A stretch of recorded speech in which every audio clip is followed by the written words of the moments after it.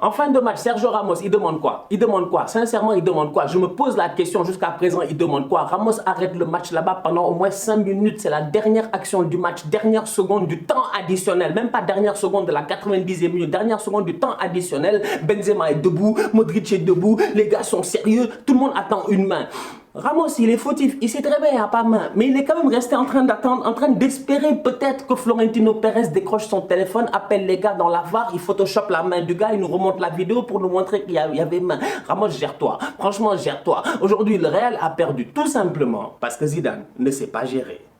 Salam, salam, outsider, le débrief commence maintenant. Il n'y aura pas de classico ce dimanche, il n'y aura pas de Real Barça. À un moment donné, sincèrement, Zidane doit se gérer. Zidane, je ne le comprends pas. C'est la première défaite du Real, je dis bien, en 9 matchs. Mais à un moment donné, quand je regarde les 9 derniers matchs du Real, je me rends compte que le Real s'est essoufflé. Parce que le Real a gagné 6 matchs d'affilée, mais après, ils ont fait quoi? Une victoire, 2 matchs nuls. Du coup, tu regardes cette équipe-là et tu te poses des questions. Regardez, je dis bien, les 4 derniers matchs que le Real a joué, le milieu de terrain est le même.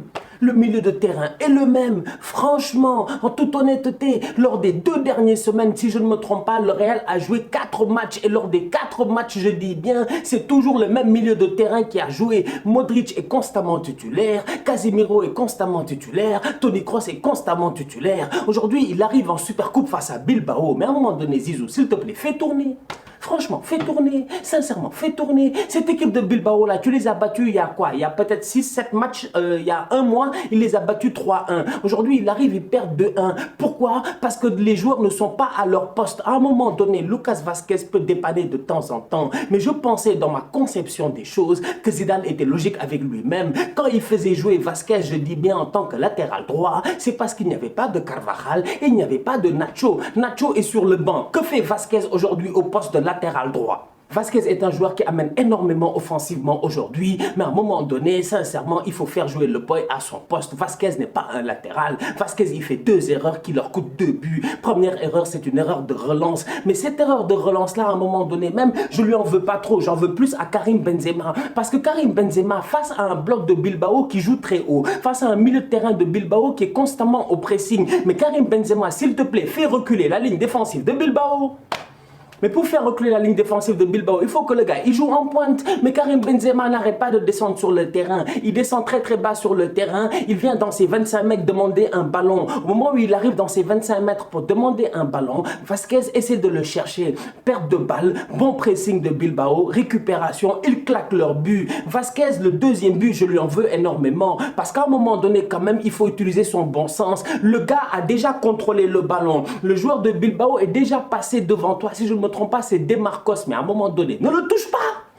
Mais ne le touche plus. Mais ne le touche plus. Casemiro va venir fermer. Thibaut Courtois est là, le gardien d'Abobo. Aujourd'hui, il a sorti une top performance malgré la défaite. Mais ne le touche pas. Fais confiance à tes coéquipiers. Non, il essaie de le toucher. À un moment donné, je suis désolé. Sincèrement, je suis obligé d'attaquer Zinedine Zidane. Parce que cet effectif-là, quand tu le vois jouer aujourd'hui, ils ont manqué d'inspiration. Ils avaient l'air fatigués. Au milieu de terrain, la constance qu'ils avaient, la sérénité qu'ils avaient, la manière à laquelle le Real a contrôlé tous ces matchs-ci, depuis leur défaite là-bas, leur défaite là-bas en Ligue des Champions, il y a très très longtemps. Après, ils ont battu tout le monde en Ligue des Champions, ils ont fini premier du groupe. Je dis bien, depuis ce moment-là, il y avait un milieu de terrain qui était en pleine forme. Mais ce milieu de terrain-là n'a plus 20 ans. Franchement, Toni Kroos, Casemiro, Modric, ils n'ont plus 20 ans. Donc les boys, à un moment donné, il faut faire tourner. Donc du coup, aujourd'hui, je suis désolé, Vazquez ne devait pas jouer au poste de latéral droit. Et au milieu de terrain, il y avait d'autres gars qui devaient jouer. Dixit, des Odegaard, des Valverde. Lors des 9 derniers matchs du Real, si je ne me trompe pas, Zidane n'a fait que 2 changements au milieu de terrain. 2 changements au milieu de terrain quand même. Zizou ne se gère pas. Zizou ne se gère pas franchement. Il n'y a que Valverde qui a joué une fois à un moment donné à la place de Modric. Et à un moment donné, il y a Valverde qui a remplacé Casemiro. Donc du coup, il y a constamment 2, je dis bien, des 3 qui jouent à tout moment. Aujourd'hui, les gars étaient émoussés. Offensivement parlant, j'ai été déçu. Eden Hazard, moi je veux y croire. Moi sincèrement, Hazard, je ne le comprends plus. Eden Hazard, depuis qu'il est arrivé dans ce club-là. Ah, on est en janvier. Quand on va arriver en juin, ça va faire 2 ans qu'il est là. Eden Hazard, si je ne me trompe pas, son contrat termine en 2024. Ce qui veut dire qu'il lui reste quoi? 2 ans et demi de contrat. Le gars vient d'avoir 30 ans le 7 janvier passé. Mais Eden Hazard, sincèrement, si tu fais l'équation, ça marche pas. Ça marche pas. En toute honnêteté, ça marche pas. On peut lui coller l'étiquette de flop. Ce serait pas insultant. C'est vrai que le gars, il a été extraordinaire à Chelsea. Il a été sensationnel à Londres. Ça, il n'y a rien à dire par rapport à cela. Il a gagné une Europa League sa dernière année. J'étais à Bakou, j'ai vu le match en tant que tel. Eden Hazard, c'est un top player. Mais Eden Hazard, le Eden Hazard du Real Madrid, je suis désolé, c'est un top tocard. Parce que Hazard, aujourd'hui, mec, tu vois Hazard, tu vois numéro 7, tu vois le maillot du Real, tu te dis quand il touche le ballon, le stade doit s'enflammer. Hazard, il touche le ballon, il n'y a rien qui se passe. Les mecs, ses courses ne sont pas bonnes. Hazard, je le regarde en première mi-temps, j'ai espoir à un moment donné. Je me dis, mais Eden, s'il te plaît, mec, les ballons qu'on te donne là en profondeur, frappe pied gauche. Mais je m'en fous, frappe, il tente jamais. Là, chaque fois, Eden Hazard passe en retrait. Une fois, ça a failli marcher sur Asensio. Mais sinon, Eden Hazard, aujourd'hui, est un joueur, je dis bien, qui n'a plus confiance en lui-même. En tout cas, ça, c'est mon impression. Quand je vois Hazard, je ne peux pas comprendre qu'un top player comme Hazard et puis disparaître comme ça. Franchement, on l'a perdu. Je ne sais pas c'est quoi le plan avec Zidane. Tu veux gagner un match, tu fais rentrer Vinicius. Vinicius, il est rentré, il n'a eu aucun impact encore une fois. Voilà un autre boy qui est en train de perdre confiance, mais grandement. Et ça, sincèrement, c'est pas bien. Et à un moment donné, Zidane, quand même, la gestion des jeunes là, elle est quand même pathétique. Odegaard, il est où? Vinicius n'a plus de confiance. Rodrigo, heureusement, il est blessé. Kubo, on le prête à travers l'Espagne comme du n'importe quoi. À un moment donné, quand même, franchement, je comprends pas cette équipe-là. Ce Real-là, c'est un Real qui est horoscopique. Ils sont très forts de temps en temps parce qu'ils ont des individualités excellentes, des joueurs qui sont capables de les porter. Mais dans la constance en tant que telle, sur le long terme, qu'est-ce qu'il te faut? Une jeunesse. Aujourd'hui, la jeunesse, j'ai l'impression qu'on lui donne pas vraiment sa chance, mais même quand on lui donne sa chance, elle ne se gère pas. Vinicius a été insuffisant, les changements n'ont pas été bons. Aujourd'hui, sincèrement, Bilbao mérite amplement sa victoire. Raúl Garcia et Iñaki Williams, les deux se sont gérés. Iñaki Williams, c'est un joueur quand même sensationnel. Le boy là, en fait, il est étonnant. Un boy qui ne se blesse jamais, qui enchaîne, je dis bien, les titularisations. Il n'y a aucun joueur qui a plus de titularisations d'affilée que Iñaki Williams aujourd'hui en Liga.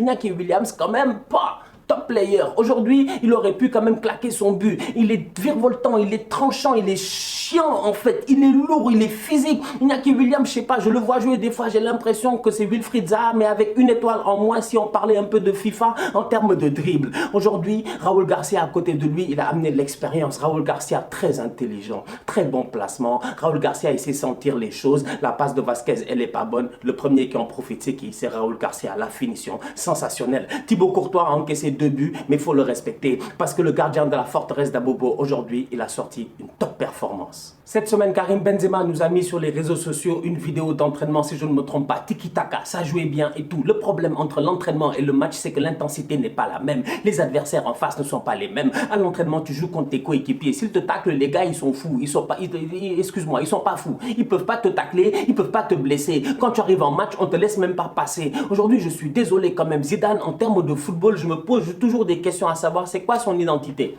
Sincèrement, on a créé ici Yahouya, on a parlé de Baraka, de Inch'Allah Time et tout parce que cette équipe-là gagne des matchs mais on comprend pas comment. Ils avaient Cristiano Ronaldo, c'était un joueur hors norme. Depuis qu'il est parti quand même, ils ont réussi à gagner des Ligas et tout parce qu'on s'est dit que Sergio Ramos c'est un guerrier. Karim Benzema la saison passée il fait une bonne saison, mais cette année en termes de football, qu'est-ce qu'il y a? Absolument rien. On retrouve encore le même Real, si ce n'est, je dis bien, le talent intrinsèque, je dis bien, de Asensio aujourd'hui. Le Real a été très très pauvre offensivement. Il a fallu qu'Asensio court et frappe. Il a fait ce que Mbappé n'a pas fait hier, courir et frapper. Asensio aujourd'hui en courant et frappant, il a créé je pense 3-4 occasions dangereuses. Il aurait mérité, je dis bien, de plaquer son but. Donc à un moment donné quand même, Zidane doit commencer à travailler. Mais crée quelque chose quand même. Tu t'appelles Zinedine Zidane, tu étais un grand numéro 10. Dans ton cerveau, normalement, il doit y avoir des équations, des équerres, des je sais pas quoi. Tu dois avoir des triangles, des carrés, du football. Je comprends pas. 1, 2, 3, ça centre. Mais gérez-vous quand même au Real. C'est pas possible. Le football madrilène aujourd'hui, mais c'est pathétique. Franchement, c'est pathétique. Et comme je dis, c'est les individualités qui les sauvent. C'est parce que tu as des grands joueurs, des Modric, des gars qui se gèrent de temps en temps, calibre ballon d'or, ils sortent des top performances. Mais collectivement, dans le football en tant que tel, C'est quoi la patte Zidane? Franchement, ça c'est une question à se poser. La famille, rendez-vous sur la page Instagram Les Outsiders. N'oubliez pas d'y aller. Pourquoi? Parce que ce lundi, je fais un live avec Patrice Bernier, coach adjoint, je dis bien, de Thierry Henry à l'Impact Montréal. Donc la famille, gérez-vous. J'espère que vous serez là. D'ici là, on continue à liker, on continue à partager. On s'abonne, on s'abonne, on s'abonne. On se capte très très bientôt pour un débrief. Tous Outsiders.